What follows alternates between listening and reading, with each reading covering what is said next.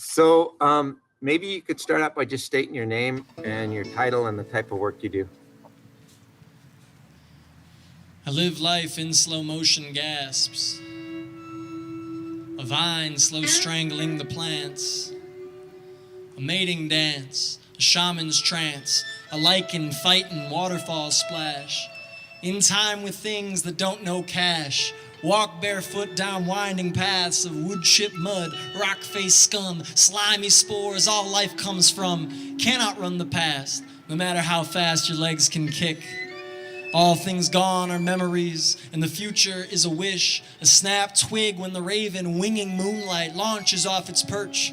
The quick ripples in the river of rainbows finding flies desert. Peeking over the mountains, the sunrise winks upon this moment. To be here is to fly, to spy how everything is golden. And all my words is wrong, forget it.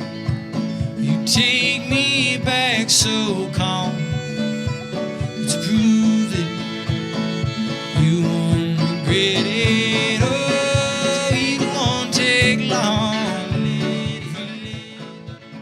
So I don't remember exactly the first time I heard about the Cave Club. I'll say I was a little skeptical at what they could possibly be working on. In the environment that caves are, it's kind of tough to get students in those places. But boy, Hans has been a rock star at getting kids into crazy field environments, collecting important data. So I just think it was through the recreational cavers that we first interacted with the Cave Club. It's lights and smoke, snow weeping Charlie Brown.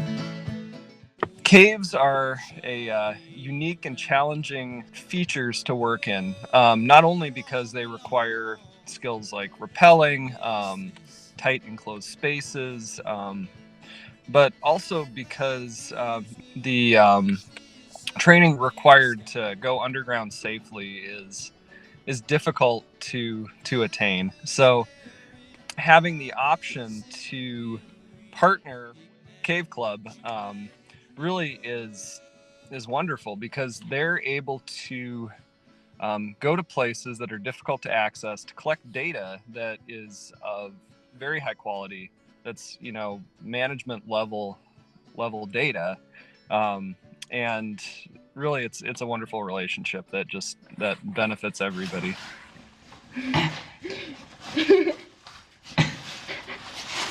Oh, don't fall down the hole, Dalton. Oh. Whoa. Yo, Power Rangers.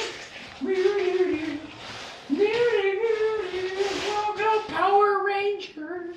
Yeah, I guess I could say the Bigfork High School Cave Club really provides a service to the Forest Service and helps us get things done and learn things that we don't have the resources to figure out on our own. So I think it's been invaluable for the Forest Service.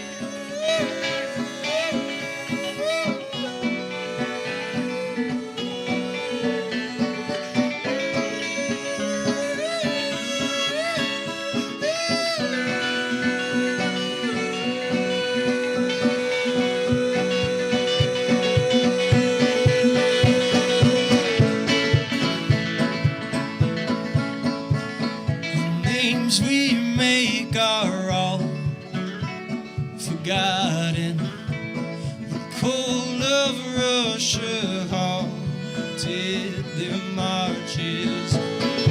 Oh, who shoots a gun in a garden? When I first entered this bat conservation discussion, I didn't really have any good background on, cave systems, what lived in cave systems, what sort of sensitivity those systems had to different stressors. And so the Cave Club developing that expertise has been really helpful for the agencies, because again, an agency like a state wildlife management agency has expertise in lots of places, but bats and cave systems was not one of them, at least for Montana.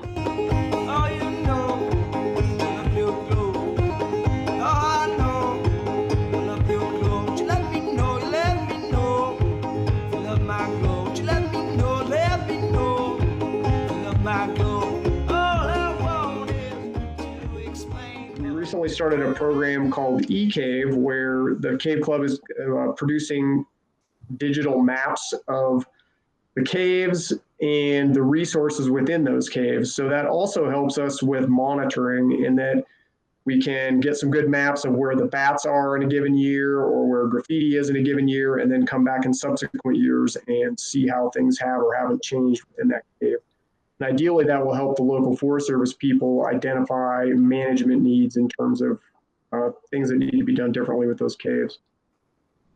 Hi, my name is Colton Roble. I'm 16 years old, and I've been in the Cave Club since I was a freshman, and I've been in GIS for the last 2 years. So today we're going to be talking about Whitaker Sync resource monitoring. Is basically the type of work that we do in Cave Club and GIS. And to access this type of information, you go to bsgis.weebly.com. On this first page, you have 4 tabs of just the general stuff about the cave. So if you scoot over to the second tab, you have map and general information. So you click it and it shows you just maps of the cave. It shows you a side view and different depths of pits. And it shows you an overhead view, sort of what the terrain looks like and just different objects inside the cave. Moving on to the next one, we got the cave outline showed on a topographical map. There's a little red dot right here, and that's the cave georeference to the map, which is sort of like to scale how big the cave is, or at least from this distance, zoomed out, that's how big the cave is. And if I zoom in far enough, it will show me the upper level, the mid-level, the red sort of hidden underneath, so the upper level, mid-level, the red hidden underneath, and then the bat room. And the bat room is just like the main big room in it. That's why it gets its own special name. So then you move on to the next page, and it's like, it shows you, once again, all the different levels, but this time it's on imagery. So it's still on a map, but it's georeferenced to satellite images. So there's a legend off to the side that shows you the lowest level, the mid-level, the upper level, and the bat room. And we're gonna click on, you could click on each of these levels, and we're gonna click on the bat room, and right here it shows you a link. So if you click on this link, it'll take you to another website showing you the Whitaker Sync bat room, and it gets way more in depth from here.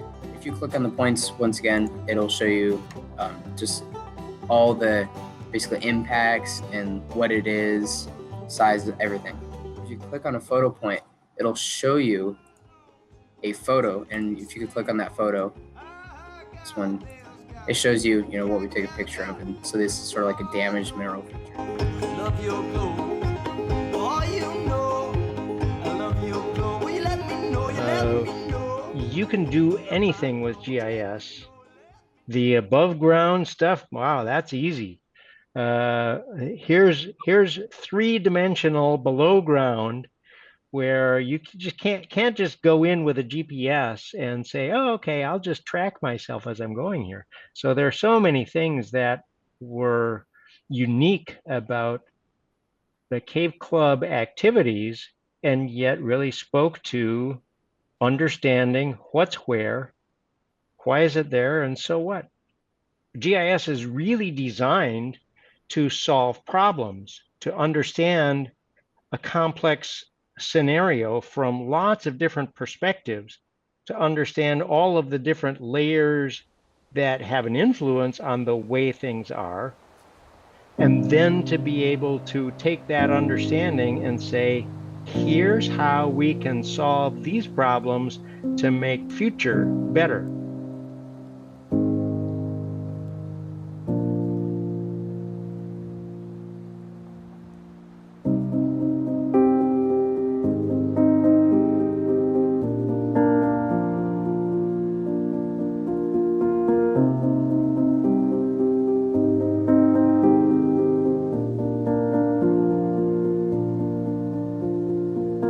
Getting people to understand even just small things, ants on the school playground. Where do we find trash in the community?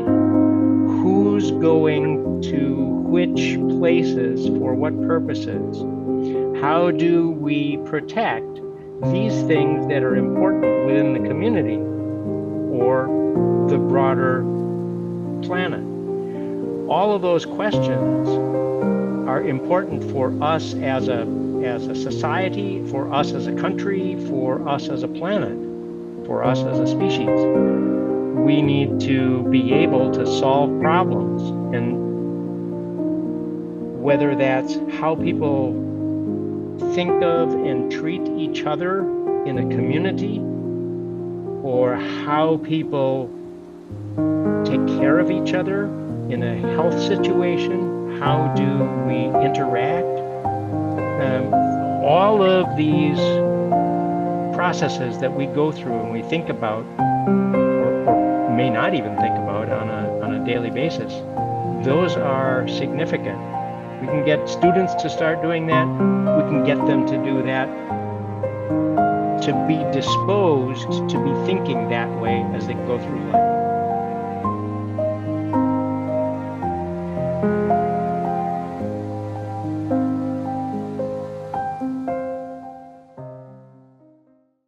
I was being ready. I was born ready. I'm being ready.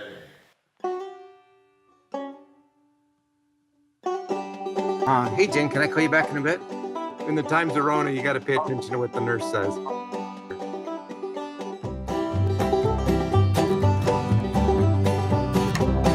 I'm doing a video recording.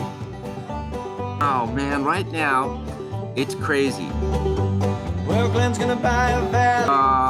Yeah, I ended up driving a bus. It was wild. I looked in the rear mirror and this thing's just tumbling around, going away from me. Bells ringing. Stop across the face like Beaver, wildlife, whatever. I am over the edge. Like Diane is our goal.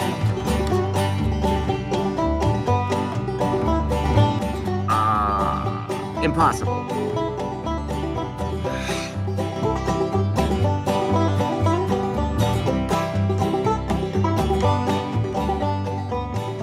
Mr. Hanson, I'm going to be there in just a minute, so I'm in trouble.